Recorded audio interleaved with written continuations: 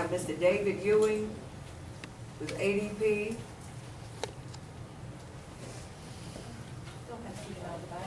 Please. I'd like to keep this kind of short and sweet.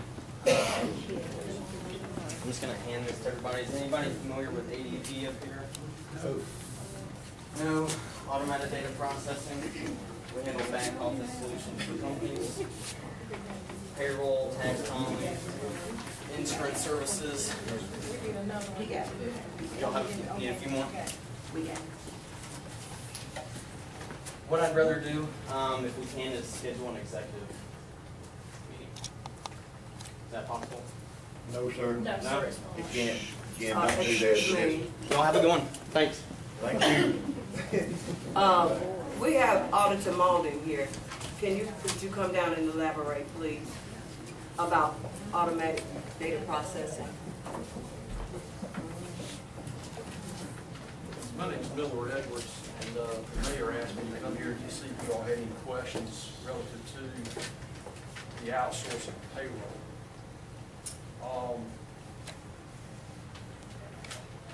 I think outsourcing payroll makes sense in a lot of governments. It makes sense in business. Payroll takes a lot of time by people and interrupts a lot of the qualitative element of their work when they have to run payroll often and deal with all the quarterly reports and all those kind of things. It's a task. Now, I know you've got people who have been doing it for years. I'm sure they've gotten good at it.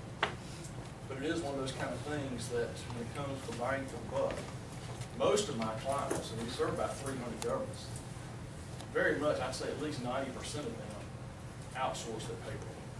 And we're talking governments that are small, like the town of Whitesburg or somebody like that, all the way to Gwinnett County. And again, a lot of businesses out there do. I mean, there are businesses out there that might only have 2 people employed, and they still use an outsourced party like an ADP. I'm not here to support ADP, but it is a very cost beneficial product or service. It also helps with controls, and I cannot help but sit here tonight, this evening, and sense, might be the word, a lack of trust, a lack of respect, and concern over controls. And I think when you've got a community that has a small office of people, those people are doing accounting, they're doing human resources, they're doing all kind of other admin duties, they're cutting checks. When you do that, the trick is to try to find a way to have cost beneficial, good internal controls. An ADP type party, an outsourced party, does provide a certain element of controls involved in doing this. I know there's concerns about the direct depositing and giving up bank account information and all that. Lord, we had the same thing at Malden Jenkins 15 years ago. We went to direct deposit our payroll.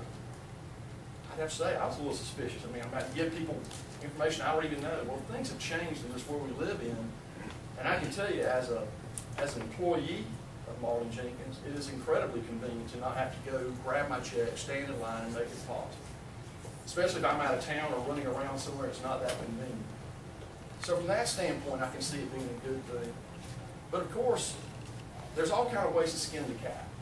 A lot of these outsourced parties, they don't have to use direct deposit.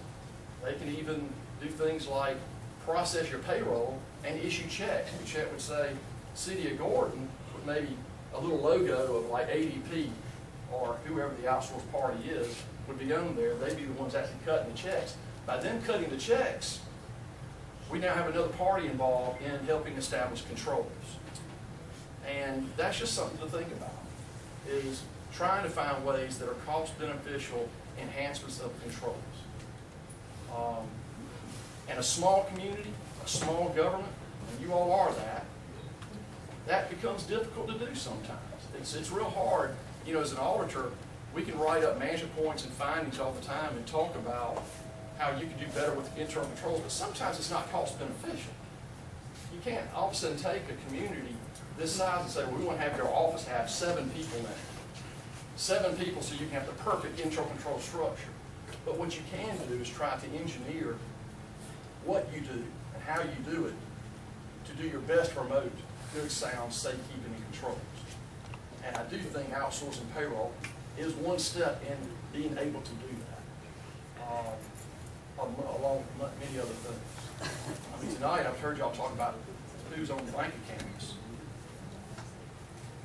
I've got no problem with it being a person on the city council. I do have a problem with someone being able to write checks who also has all the administrative and accounting input as you have here with your short staff of people. For anybody to be able to do debits and credits to the system and all the funds and move things around like that and still be the one that can cut checks and sign them, that's a red flag in the world of auditing and looking at internal controls.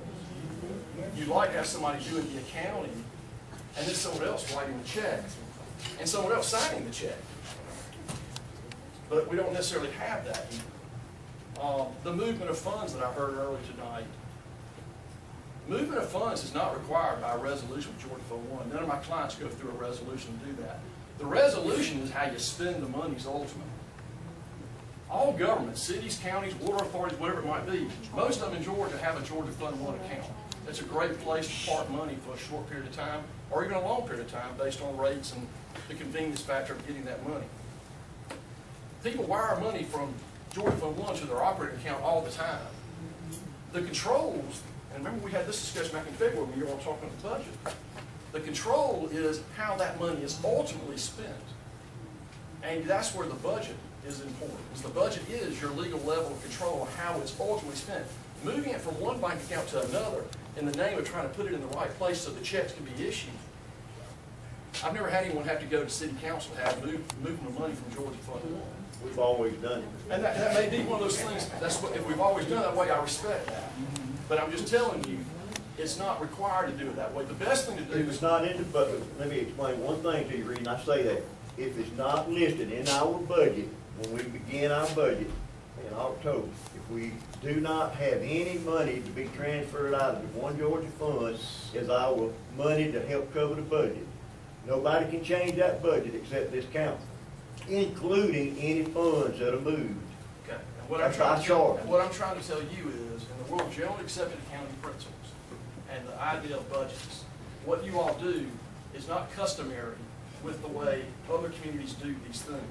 And Past practice, we've already done it, okay? I understand. I said I respect what you're talking about, but I'm trying to explain to you that We money. didn't ask for that explanation, we asked for you to just talk about this one Well, I was talking about it in the name of control. but you know, you're going past that. Okay, I have gone past it. Yes. You are right. I would But I- rather again, you don't- stick just to this one subject, please. On this one subject, I think would enhance internal controls. If you did consider going outsourced for this type of operation. Sir, yes, sir. The only thing about this now is we can't do it in the middle of the year, see? We have got it budgeted. There's nothing in our budget. We did not plan for anything such as this. The time to do this is, you know, the upcoming year. I respect that. That's fine, and And you can always look at things at any interim point in time and consider doing an amendment. Certainly. If it's not appropriate, it's not appropriate. Sir, yes, sir. But I do think, getting back to your question, I'm all about internal controls. You know, as an auditor, that's what I live and breathe, is looking at internal controls. And I do think outsourcing payroll in light of the short staffing that we have in a community of this size, which I would expect to be short staffed in that Sir, respect. sir. I would think you try to do anything you can to outsource certain things to help enhance your controls.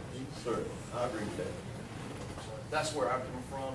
Who you use, not my call.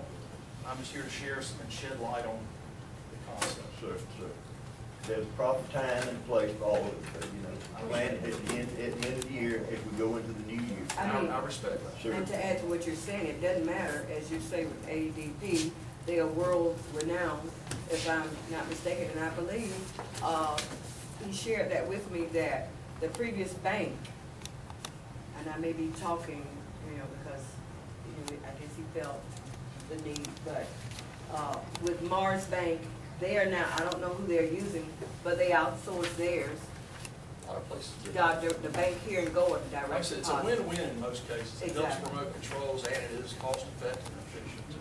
I know we can say with state government that that's the way we had. Ultimately, they educated us, they trained us, and like years ago, we were a bit apprehensive Sure. as to accepting it, but they As was I. assured us that if we didn't I mean, they gave us the ultimatum that eventually you're gonna have to, or either you get a car.